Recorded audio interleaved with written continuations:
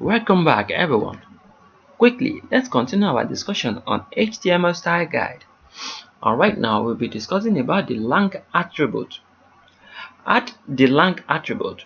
You should always include the lang attribute inside the HTML tag to declare the language of the web page. This is meant to assist search engines and browsers. That is, doc type. After your doc type, inside your HTML tag, you specify your lang attribute. Lang attribute is equal to, inside the double quote, you can place the language you speak, your country lang. This one now, for instance, this one is EN-US.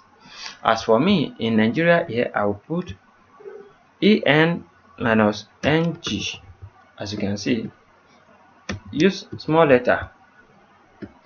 And you can use capital letter, but small letter is advisable from our guidelines.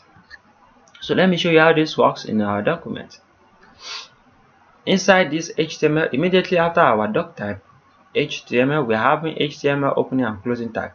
Inside the opening HTML tag, we can have our lang attribute, and we can add language, right?